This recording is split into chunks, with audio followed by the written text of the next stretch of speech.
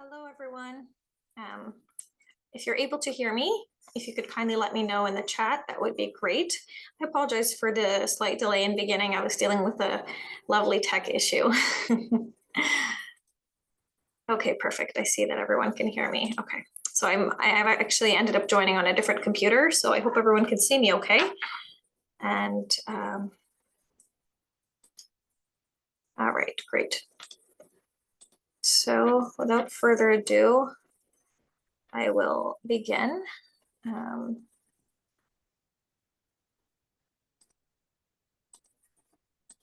right.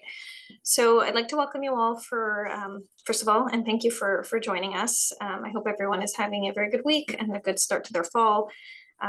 And I hope back to school has been good. Whether your children are young or old, whether you're homeschooling or whether they're in the public school system, I hope that everything's been going well and that you're off to a good start to the school year. So considering that it is back to school season, we thought that it would be great to have an info session, a webinar about homeschooling, since that is something that a lot of our supporters are curious about. A lot of our supporters already do homeschool or are looking to homeschool in the future and are curious, would like to learn more. So that being said, we have invited a very special guest, Mr. Peter Stock, who is the president of the Homeschool Defense League in Canada. And he will be giving us a talk about homeschooling. He will share, what your legal rights and responsibilities are as a homeschooling parent, different pathways you can take, curriculum options, and more. So yeah, I'll give it away to Peter. I've given him access now to speak, and I hope everyone can see him. And again, if there are any tech issues, if you can't see or hear, please just type it out in the chat and let us know, and we will fix it. So welcome, Peter. Thank you, Celine. And yeah, I can see myself, so I'm assuming people can see me. I'm really pleased to speak to supporters and members of PAFE. Great organization, and I just want to thank you for your support of PAFE because they're doing some really valuable work in our province, particularly in the educational system, and we see them as friends and allies. So thank you for welcoming me, Celine. So I want to talk about homeschooling for a few minutes, and then I know we're going to have a little time for questions a little later on. So if I don't answer your question in this immediate introduction, certainly we'll have a chance to do so towards the end of the meeting.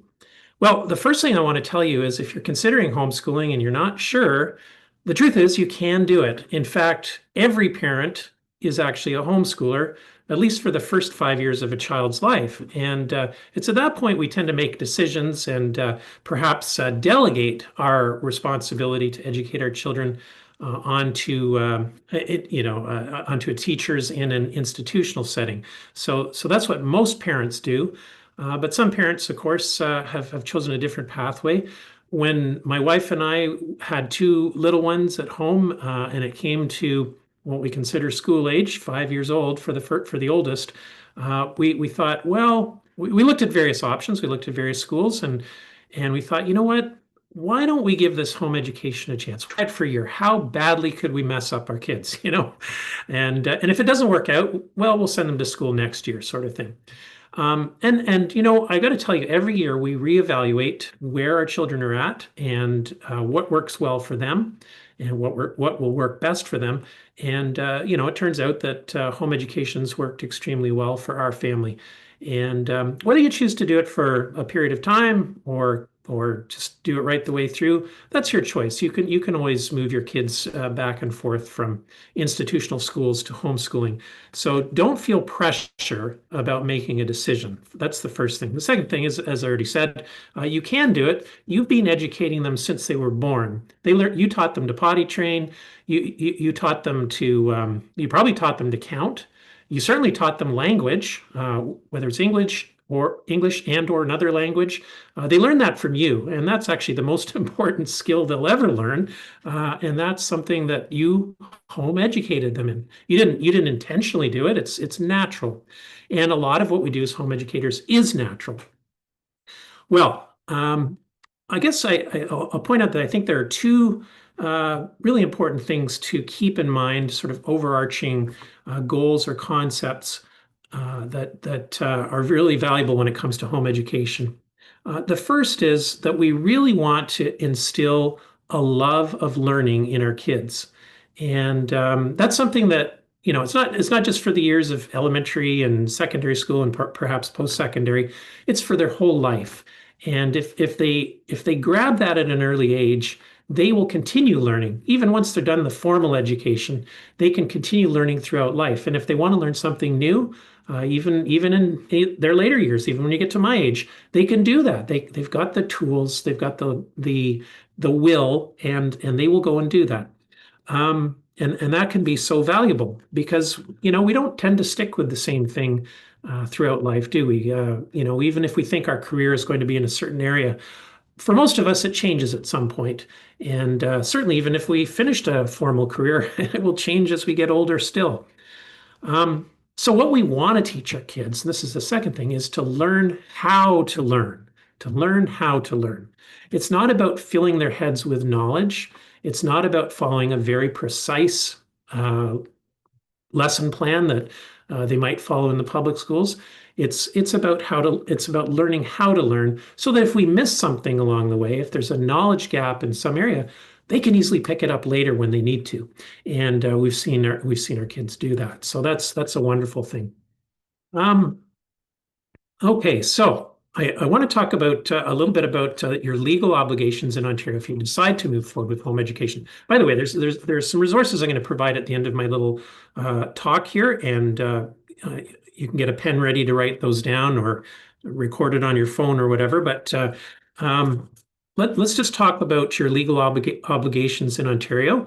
If you choose to homeschool, if you're starting out, no, let's just put it this way. The law says, the Education Act in Ontario says that you must, if your child is to be excused from the public schools, they must be receiving satisfactory instruction elsewhere. So that could be a private school, that could be a tutor, and that could be you as a parent in a home education setting. And so that's all the Education Act says. That's the sum total. Now, this is very good language because as home educators, we can easily meet the standard that the public schools are setting. That's not a very high standard.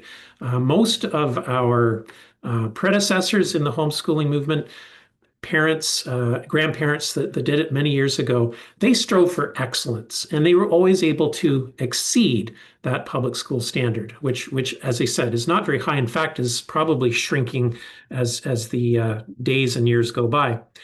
And the proof is in the pudding. We as an organization and other researchers, university researchers, have done a lot of research into the achievements of homeschoolers, their academic outcomes, and their social outcomes.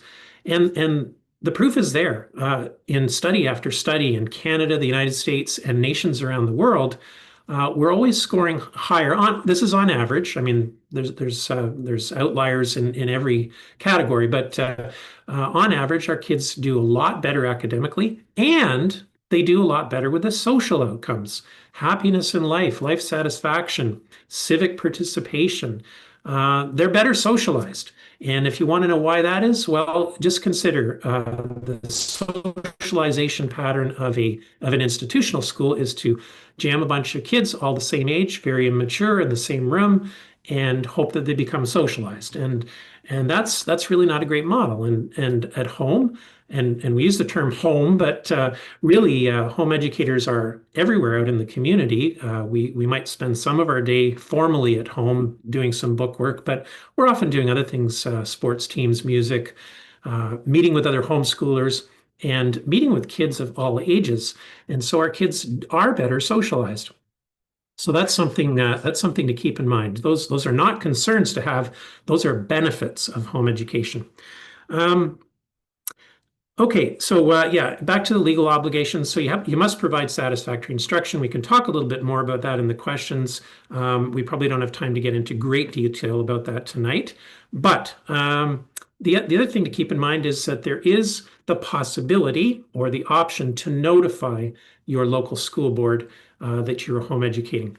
There is no legal requirement that you do this, However, there may be some benefits to doing so, and there may be some reasons not to do so. Well, I won't spend a lot of time on that, but just as an example, one of the benefits of notifying in the later years in particular might be if you want to do, say, a virtual learning center course that the Ontario Ministry offers, and some of them are okay, some of them would not be objectionable, some I say.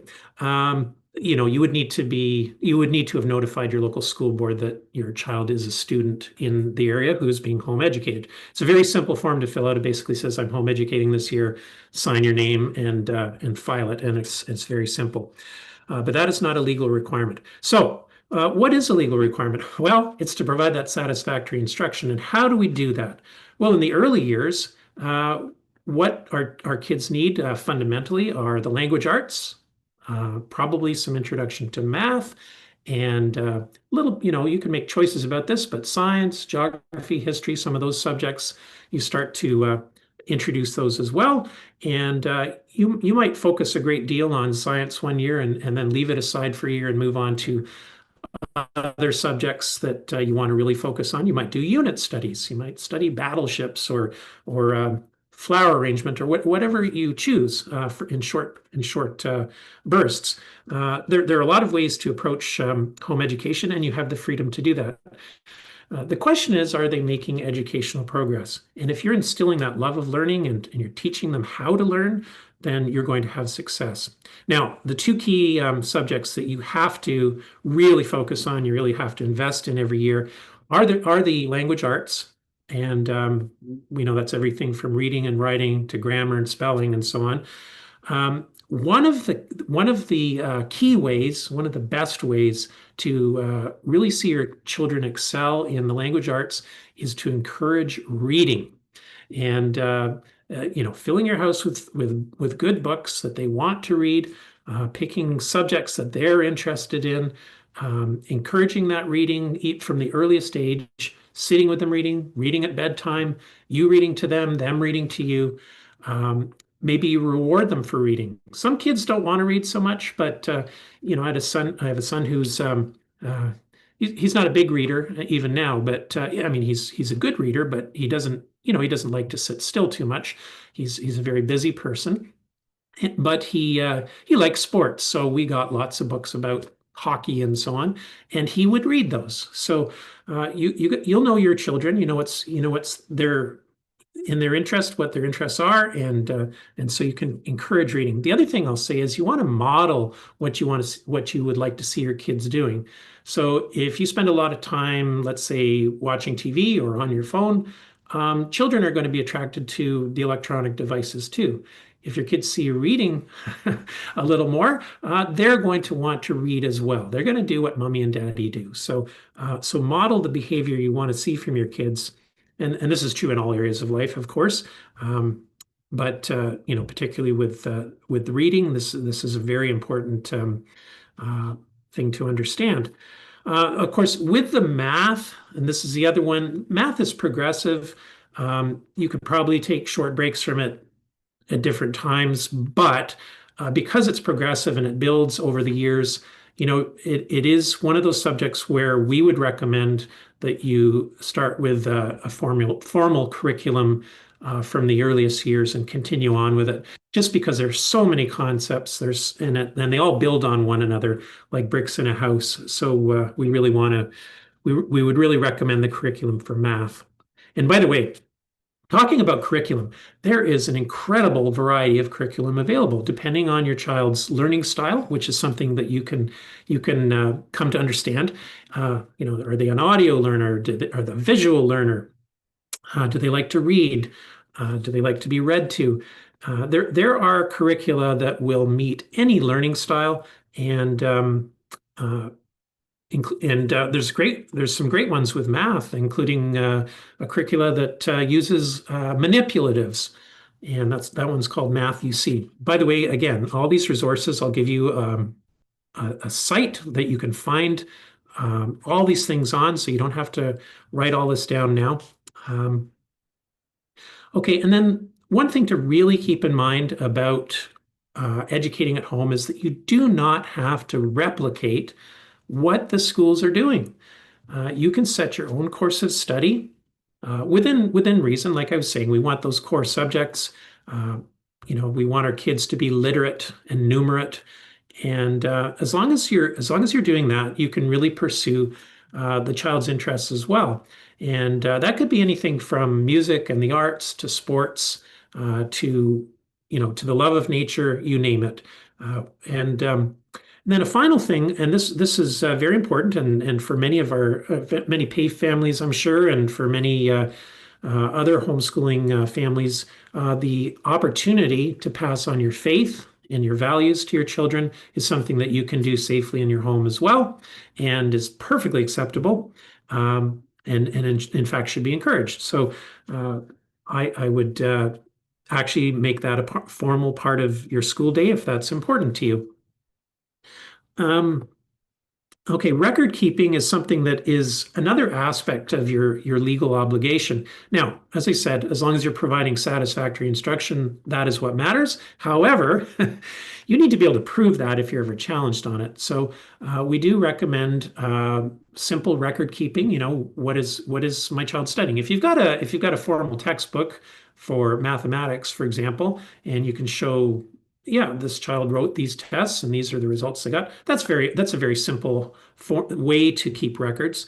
For other subjects, it may be a little more challenging, especially if you're not using a formal curriculum. But there are ways to do that. We do offer some. We've got some great articles on record keeping and how to do it. The other thing I'm going to mention, and this is something that our organization offers, and it's a homeschool planner, and it's hard to see on this computer, but it's available on our website. I'll give you our website at the end again, so these resources are there. A planner is a useful tool. If you use our planner and you're able to sort of answer the questions and write down what it is you hope to achieve and what your plan is adequately, then you'll probably do just fine as a homeschooling parent. So this is a great guide, especially for those who are getting started, but even for families who've been doing it for a while, they find our planner very useful. All right, so again, you're not having to do this all on your own. You don't have to start from scratch. There are many people who've gone before you, and I just mentioned that our organization, our staff are all veteran homeschoolers. They've all homeschooled their own kids, through the grade school years, through the secondary school years, and on into university. We'll get to university in just a minute here. We've got expert help to offer. So if you're feeling like it's overwhelming and you're not really sure where to go, there is a resource here that you can draw on, and you can talk to us, and we can guide you through all the questions that you have and all the challenges you face. All right. I'll mention two other things. I did.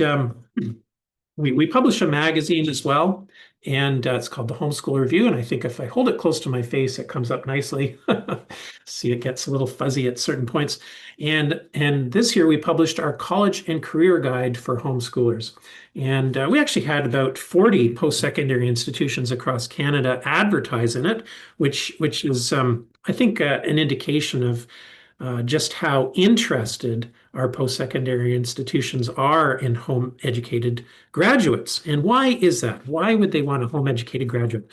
Some of you might have thought or heard that it was hard to get into university or college if you were a homeschooler. In fact, the opposite is true. The better universities, the top universities, give preference to home-educated students now. And why did they do that? Well, our students have learned great self-study habits. They've learned to be disciplined. And as I mentioned earlier, they also are better socialized, and academically they achieve more as well. So universities want students who are going to succeed, who are not going to fail out, because admissions costs them a lot of money. If they have to fail somebody out and find somebody else, that costs them money. So they want students they know are going to succeed. And so homeschoolers tend to top the list for them. And this became very obvious to me a long time ago before I started homeschooling. In fact, it was the reason I considered home education seriously.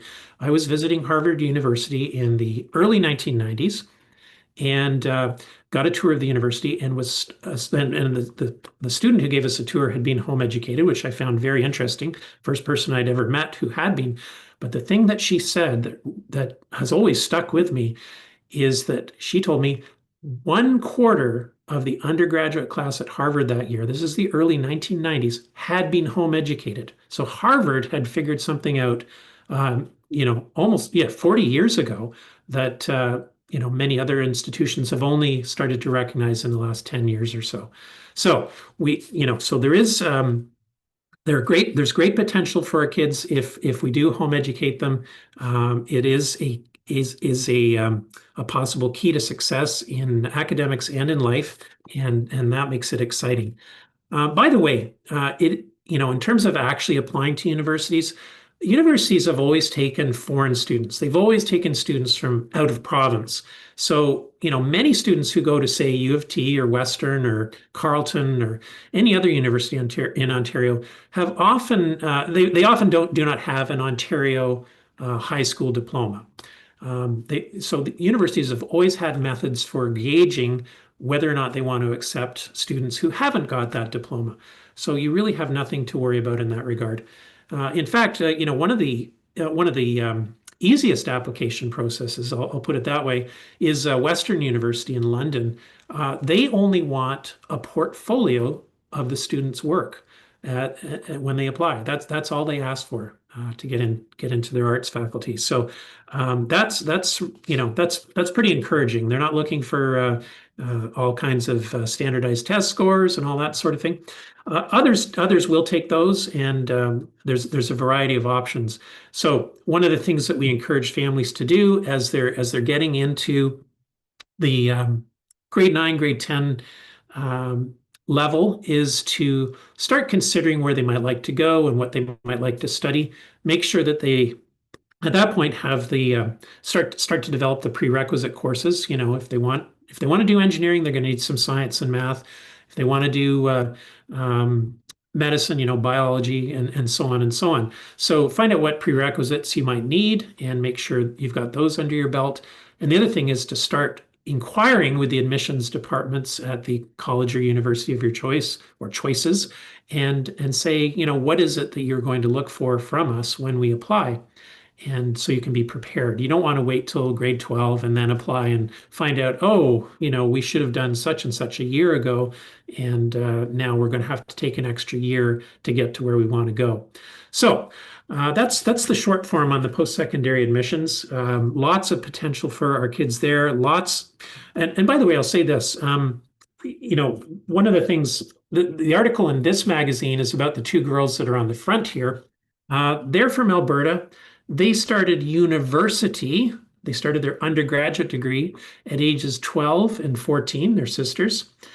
They graduated from the University of Toronto, both of them with master's degrees by the ages of 18 and 21.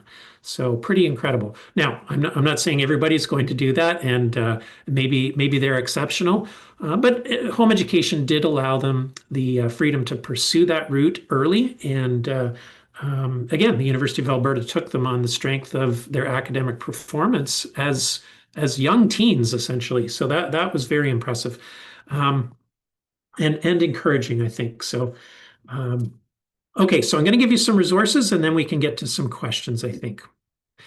So the first resource I want to mention, of course, is my own organization, the Homeschool Legal Defense Association, and you can see I've got the email address, or the website address listed by my name at the bottom there, hslda.ca.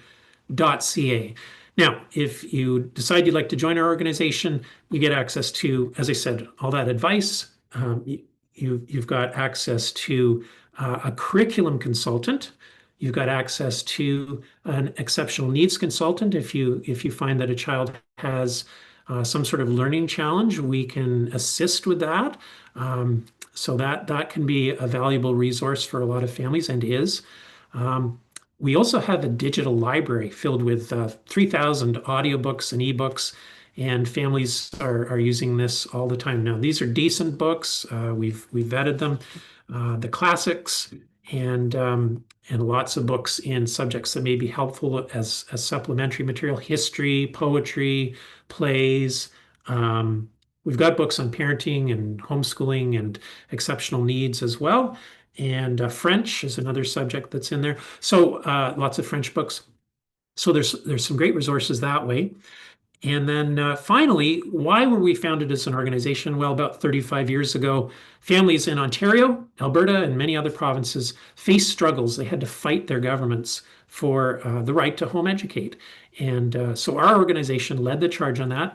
We were founded by homeschooling families. The goal was to hire a lawyer who would defend our rights in court and in the legislatures.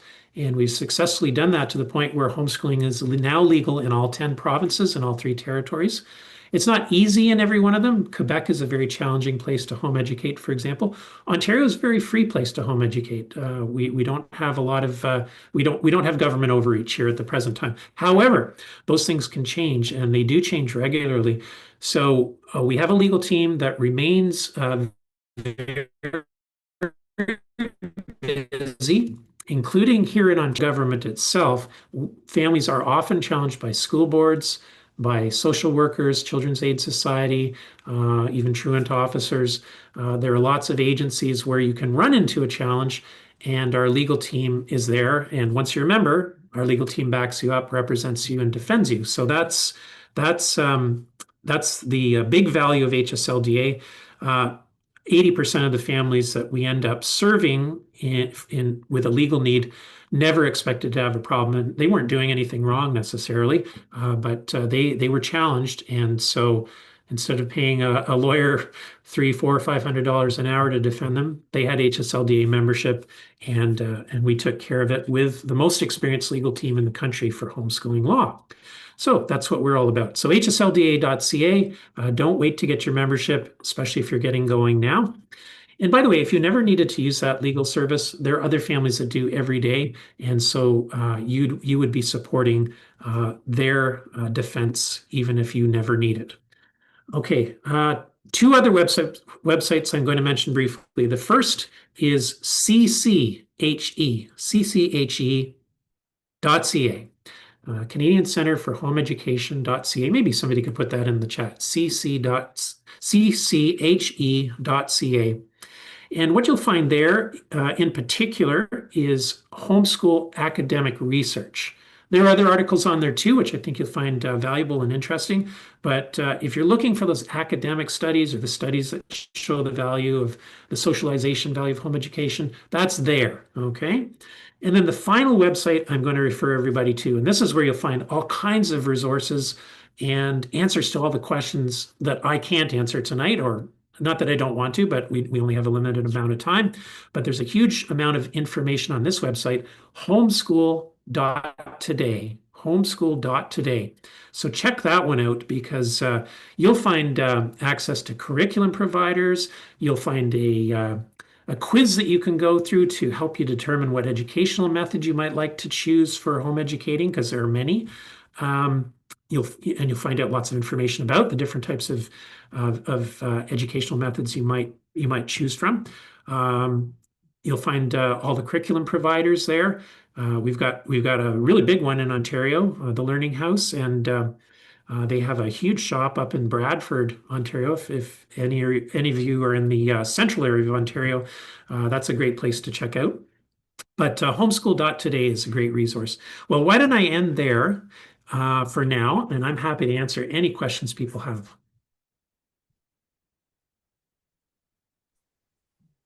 Great, thank you so much, Peter. We're so interested, and everything you've shared is so helpful, and we're very grateful for giving us your time tonight and giving us this wonderful talk.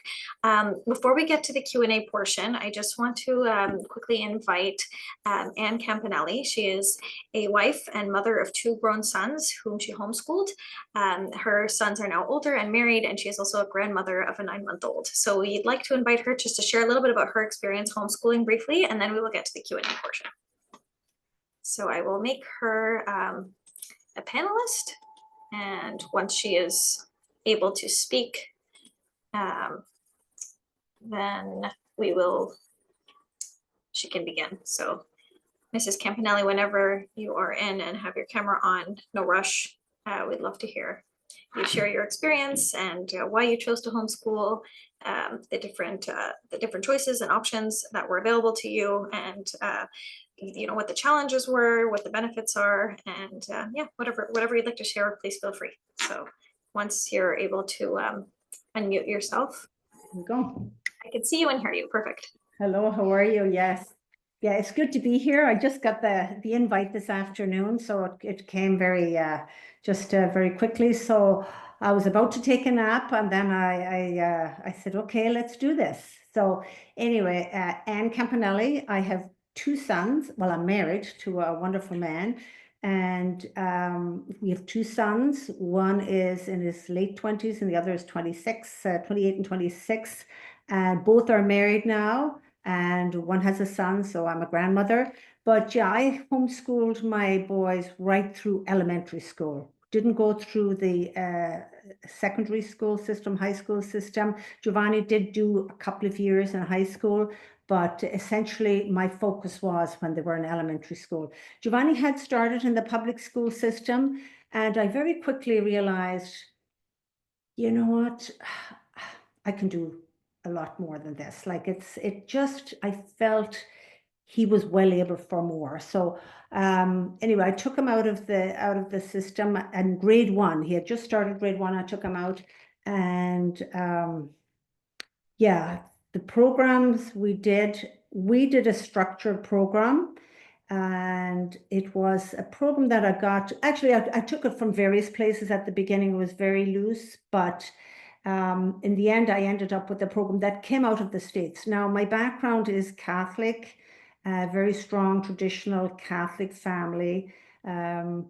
So I really wanted to make sure, both my husband and I, make sure that they had a very solid foundation in the faith, and also that I wanted them to have a quality education. And I had seen some of the programs that were out there, and I thought, this is phenomenal. And I knew that my child and my children would be able to rise to this, especially because it was so rich in the literature. And I knew I saw the math programs were very good. So anyway, we launched into it. I kept the day quite structured. So they got up in the morning, we had our prayer time, they started with their music practice, and then they got into their studies. I was there to support them through it. What I loved about it was that you could tailor it to their abilities, and their, you know, if they weren't good at something, again, you were there to support. So my younger son wasn't too strong on math. He got a lot of support from me. The older son, strong in math, he basically sailed through it by himself. And as I was working through it with them, when I saw that you know, somebody was doing really well at something, I would say, you know what, skip that, just move on to the next thing. You're able for the next part. You don't have to do this. A spelling program, I kind of dispensed with that because they were doing so much writing. So when I saw some struggles in a particular type of word, let it be shun words, TION words, or whatever, I would make sure that I would just teach that particular, you know, skill, right? So there was a spelling program, but we just got rid of that, and we did our spelling just in and through the writing. Very fortunate too that they did have tutors, I guess, especially especially in the literature part and the essay writing. So my two sons are fantastic writers, and they're very articulate, and they were essay writing every single week. So their thought processes became very clear. They knew what the expectations were, and so their standard of writing and their way with words, you know, developed very quickly. And not only that, the type of reading that they had to do was very high level. It was superb. So I was delighted to be able to expose them to that kind of you know, literature. Also, the type of questions that were the essays that they had to do, they learned to be critical thinkers. It wasn't just, oh, pat answers, you know, it wasn't these workbooks that you just, okay, here's the workbook, here's the question, and there's one single answer. They had to learn to think and back up their thinking. And so, you know, you're doing book reports and you're doing all kinds of things, and you had to really you know, think you know, at a high level. And I thought that's what you want. You don't want them to be just, you know, giving the answers that everybody else is giving. So they had to really pay attention to that. So I appreciated that in the program that the programs. Now, yeah, and again in the math, I spent a lot of time again with my younger son with the math program, but he was very creative. He was the artistic one. So when it came to the creative writing, he had the edge over his older brother. So you just know and see the gifts that your children have, and you celebrate that and you nurture it. So that was wonderful. I wasn't great on, let's say, teaching. I don't have a real good background in French. So they did get a basic French program. We attempted to do a little bit of Italian because my husband's Italian background with both boys. So I would say that was probably a drawback for me. I probably could have tapped into something else, you know, some other programs, but that was a challenge. I will say that I didn't do everything perfectly. So one of the places I would have failed, and maybe they just didn't have the interest, but would have been in the languages program. But there's lots of good stuff out there that maybe other people, you know, maybe your you know, the Homeschool Legal Defense Association and your organization would be able to help people who have struggles with certain areas. I love the fact too that by the time 2 o'clock came in the afternoon, all the work was done. So the boys they were free for the rest of the day. So they went to bird study group, they were at soccer, they went swimming, they had their music lessons, and they were having fun every evening. And it was fabulous, you know. So really enjoyed that. We also appreciated the homeschool group that we belonged to. So we'd meet up with them on a regular basis, and they made a lot of friends there. I made a lot of friends too, and we're still to this day very, very close to our homeschool circle. I have friends there that I'm very tight with them, and the boys to this day. The religious formation was also very important for us. So every morning we would have our prayer, and also the program that we were doing supported the values, our Christian values as Catholics. And I think that was at a much higher level than what they do get, I think, in the Catholic school system. And I know there are lots of very good and very upstanding, wonderful teachers and mentors in the Catholic school system, but I didn't want to leave it up to chance, because there are some areas there that are, you know, questionable, I think. So I thought, I'm going to make sure that my children are getting the, you know, the solid foundation in the faith that they you know, that they need. So that was super important. So, and thank God they're both living true to the faith to this day, and it's a blessing. And I would give the homeschooling education and background, I think I give it a lot of credit. You know, I've seen other, you know, children who've gone through the Catholic school program and come through with flying colors in that regard as well, because again, the parents are the most important, but there's others who fall through the cracks. I know I heard somebody saying one time that, you know, a ship is not built out in the ocean. A ship is built in the harbor. We don't try and send our kids out where they're exposed to all kinds of things, and they can't, you know, out to sea where they can't cope with some of the challenges that are out there. So let's build and protect and show them the ropes in the home setting and in the harbor, and then we can send them out when they're more ready. So I don't know if that is helpful. Oh, that was wonderful. There's some of the thoughts that I have. Yeah, so and again, you know, one of the other things is you don't have to drive your kids to school, so there's no time wasted. You get up in the morning, you start work. That's very true. There's no discipline. Well, I won't say there's no discipline, but essentially you're not dealing with all the other discipline issues, you know, that goes on in classrooms, because it's very difficult, you know, when there are children who are out of line and teachers are trying to cope with those, they're having a hard time trying to teach because they're spending most of their time trying to control certain individuals in the classroom. So we weren't dealing with that. So it's the time management is fantastic when you're homeschooling. You can really hone in on what you need to be doing and get on with the program. And at the end of the day, it's great. So yeah. Thank you. Okay. Maybe I love said what you too said much. There you about go. being able to tailor the education to each child's individual strengths and needs.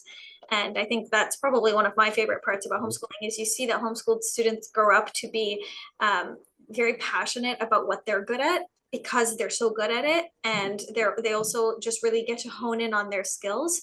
And I think that that's a really, you know, an important thing, you know, that children are able to receive in an education. And I think homeschooling it really facilitates that in some ways Yeah. that school can't. And I agree with what you said about the you know, the lack of distractions. You know, there's a lot less distractions than you would have in a classroom environment and a lot less wasted time with the driving. But anywho, I think it would be good to get to the questions as we have some questions for Peter Stock.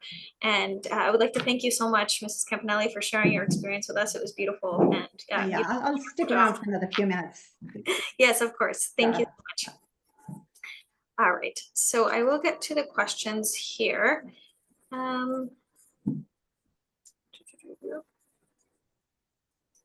Okay, so we have one person who asked, how many hours would you recommend doing homeschooling per day? So Peter, would you like to answer this because you have experience Sure. with parents? Yeah, and Mrs. Scampanelli, you know, alluded to this as well. The truth is, the formal instruction, especially when the kids are young, might only take a couple of hours at the beginning of the day. And in fact, we would encourage that to happen at the beginning of the day because that's when our minds work best. You know, as the day drags on, where learning becomes a little bit harder, especially with children. So use those early hours subjects, and then you can move on to all sorts of other activities.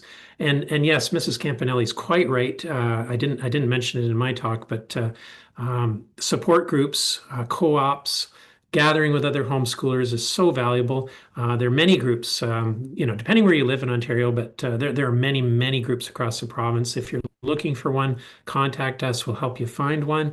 And there are probably several to choose from depending where you live.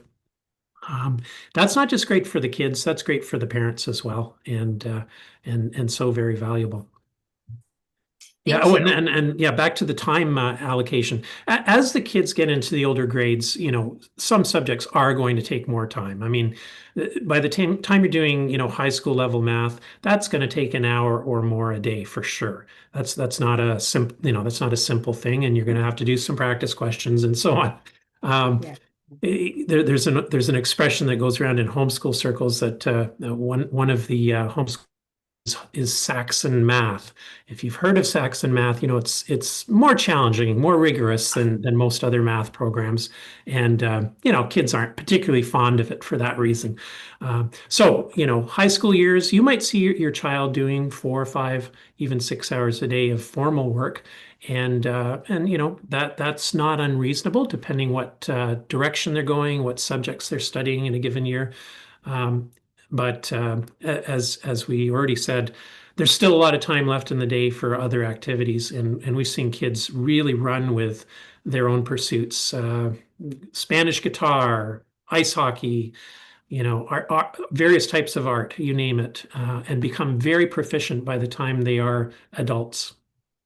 Yeah, my boys got into birding, bird watching, and juggling. They learned how to juggling. juggle, and they spent hours juggling. Yeah, people used to wonder, do these boys not watch any TV? You know, they were interested in other things, and they developed those skills, and they were great. So, yeah. All right, thank you. So next question is, how much does a membership cost for the Homeschool Legal Defense? Yeah, so there's actually a scale of membership costs, and you can join monthly, annually, or even lifetime. That's the best value. The prices are all listed on the website, so I'd encourage people to go there. And I think you know the related question was about the magazines I displayed in the homeschool planner. So the planner and also the college and careers guide, those are both available for free, or at least a section of the planner is available for free on the front. If you go to the front page of hslda.ca, right down to the bottom in the little menu there, you'll see free homeschool resources, and just click on that and you can get access to either of those. Great. So on that note, one more person asked, how can we get access to the magazine in Ontario? Yes, so that's the place to go. Okay.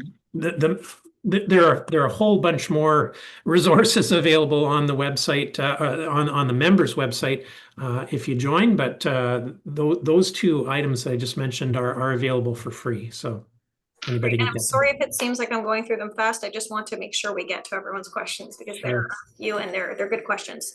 So one more question that I think I will answer first and then throw to Peter is here, it's actually in the chat. I saw it first.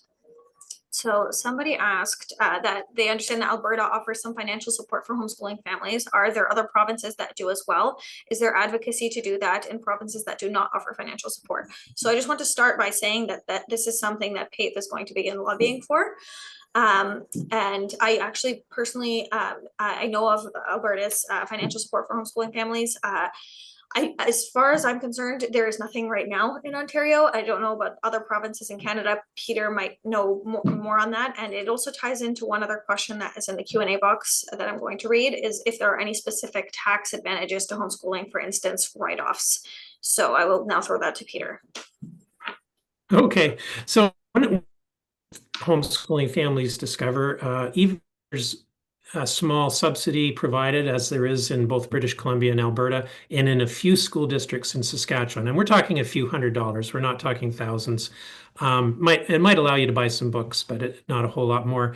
You know, one of the things you probably have to adjust to if schooling, or sorry, if you've been using an institutional school and both parents have been working, is you're going to see one parent is going to have to stay home and probably at the most work part-time. So your financial circumstances will be a little different. Your lifestyle expectations will have to be different. And, you know, expecting the government to subsidize it is not the ideal situation. So we've long discouraged folks from sort of pursuing funding from government, direct funding from government for home education, for the following reason. There are always strings attached. So the folks that get the funding in Alberta and BC actually have a government-funded teacher who oversees their work. Okay, this is a person they would meet with on fairly regular basis. Etc. I mean, some people appreciate that and they find that valuable. Many homeschoolers in Ontario would find that appalling and would say, wait, why is the government, wanting to see what's going on in my home, sort of thing. There is the same option in both Alberta and BC that we have in Ontario, which is what you would call a notification only option, where you notify the government you're home educating, and that's the end of it. There's no funding, there's no oversight, etc. So in BC and Alberta, you have both those options. In Ontario, we have the simple option of you decide to homeschool and you might notify, and that's as far as it goes. But the government doesn't interfere in any way, shape, or form. And we would strongly recommend that, because governments have a tendency to eventually push their own ideologies. And that's something that most of us do not want to see happening.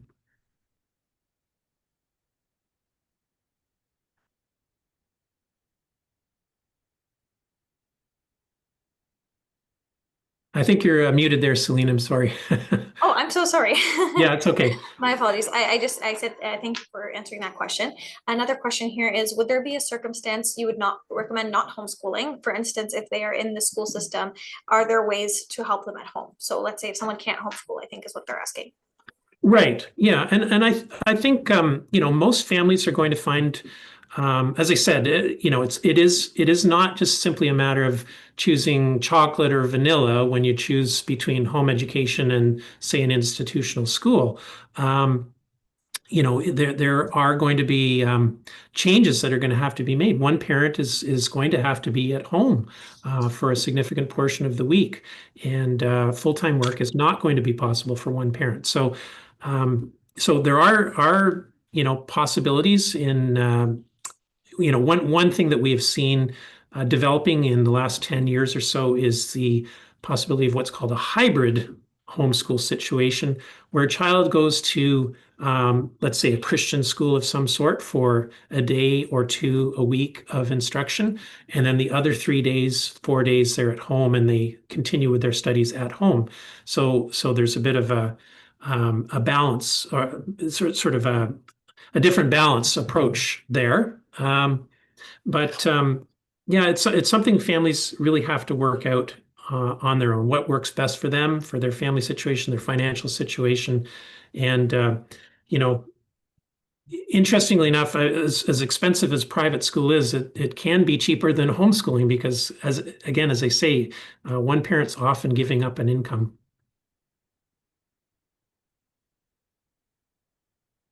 And you're muted again. Yes, sorry, I was just going there. So we have a few more questions I want to quickly get to. So somebody asked, and this goes back to what Mrs. Campanelli mentioned about the French. So how do you teach another language if you don't speak it? And one thing I'd like to add in is a lot of the resources, a lot of the curricula that is used is American. And so if we'd like to teach our children Canadian history, are there some resources for that? And are there some resources where a parent can teach their children basic French at home, or would you recommend a tutor?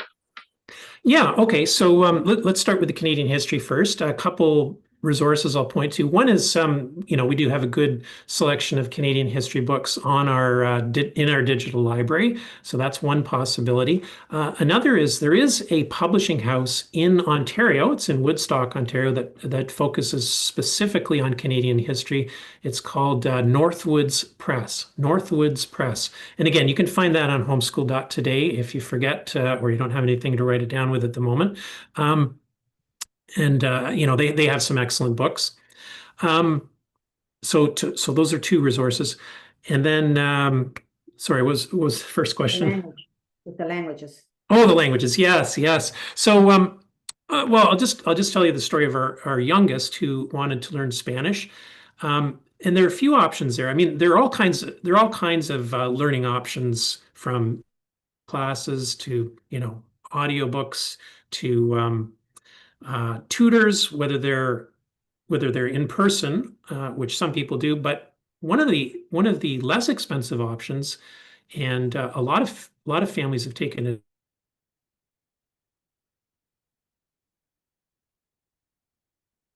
Let's say Guatemala, they'll do it live with your student for an hour, and they'll do conversational Spanish. So we've tried all these things, and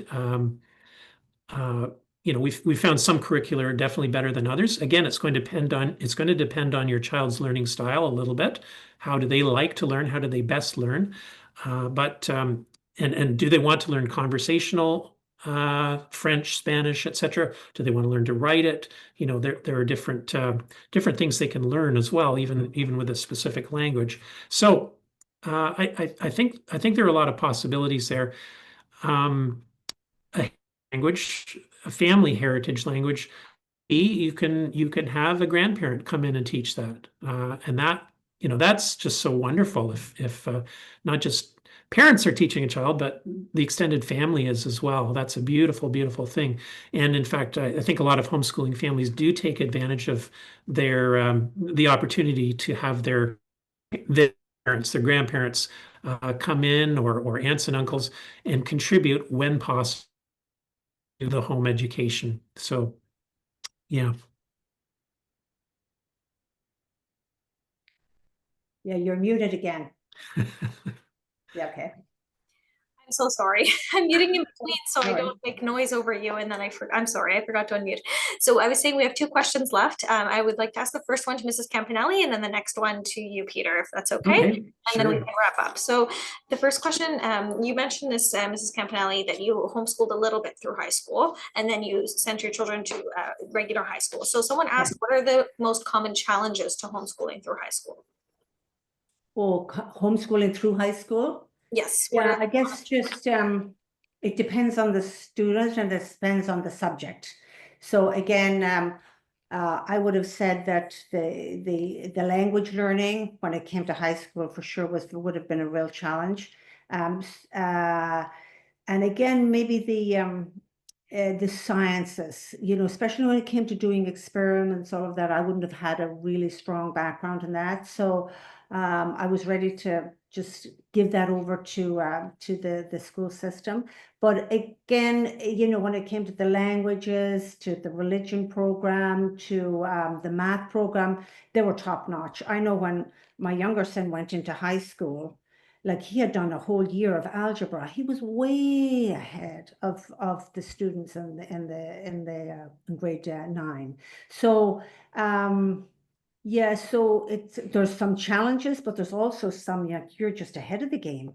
So but the challenge would, yeah, I think Giovanni too, he was a little bit, just a bit more reserved when he went in, trying to find his way in there. It probably was easier for my younger son. He started right in grade 9, whereas the older one, he didn't start till grade 11, and they were already established in circles of friends. So it was a little tricky there. But overall, they're two fine young men who are sharp, who are articulate, who have got good friends, who are well-adjusted, faith-filled, solid men. Very proud of them, and I give a lot of credit to what has been done through the homeschooling background, leading up to a little bit of high school and doing very well in university as well. So, yeah. Thank you so much. And one thing I'll add is there are, a plethora of resources online. So if someone really does want to homeschool through high school, there are resources I'm sure that people can find for things like science and experiments. And, you can subscribe to certain curriculum options that will send actual physical packages for people to do science at home. And of course, tutors, I think, are a great option for when things, just become a little bit challenging for the parents because high school was many years ago for parents. So I do, it's definitely possible. And I really appreciate you sharing your experience with that because it is a very common thing that, a lot of parents homeschool as much as they can. And oftentimes that is up until the 8th grade. So our last question is to Peter. So what are the pros and cons of not informing the school board? And they said, even if it was done before. So I'm not sure if you understand what that last part is, but I would add to that question, if they're pulling their children out of the school system, are they required to inform them? And what if someone is just homeschooling like right off the bat from the age of 4? Do they have to inform the school system because the child was never put in? Right. So yeah. So taking that last situation first, if you're starting out from scratch, you probably don't need to worry about notifying.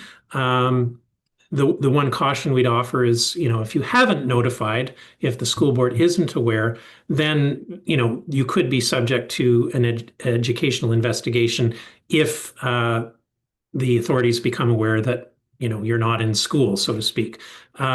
This rarely happens. It's not something to be highly concerned about. And if you're doing proper record keeping, these things are not an issue whatsoever. If you can show that you've educated this child, then an educational investigation, it sounds threatening. It's not that threatening, really, unless you haven't done a good job and you don't have good records and your child is illiterate, at age 10 or 12 or 14, then you have a problem. But notifying is not. It's not an offense. It's not an act that will get you in serious trouble, generally speaking. However, if your children are already in school and you're withdrawing them, we would recommend 2 things. First of all, I would strongly encourage you to join HSLDA at that before you withdraw your children, so that if you face a challenge from the school, and you may, because schools are losing their grant money when you take your children out, and they lose, in Ontario, $16,000 to $18,000 a year for the average student. If it's a child with exceptional needs, it could be as much as $45,000 or $50,000 a year. I mean, we're talking, if a family takes their kids out, they could be losing a teacher's salary or an administrative staff salary. So this is actually, something that the schools can get very upset about, and they may try to trigger actions that are unfavorable to you. So join HSLDA first, so our legal team can back you up. And then at that point, we'll recommend, yes, notify that you're intending to homeschool, and we'll make sure that you have peace of mind about your decision, and that if there are any challenges that arise, we can handle them and represent you and defend you if it comes to that. Wonderful. Well, thank you so much, Mr. Stock, and thank you again to you, Mrs. Campanelli, for sharing your experience with us and answering some questions. You're welcome. Yes, we really truly appreciated you both, and thank you again, Peter, for sharing all of those wonderful resources and for speaking to our supporters about HSLDA and all of the important work that you do. We also, the feeling is mutual. We consider you a great friend organization to PAVE. So I'd like to thank everyone who attended. I hope the session was informative. And like I mentioned in the chat, we did record. So we will be sending the recording out to our supporters so that whoever was unable to attend can still benefit from the information that was shared. So, Thank you, Celine.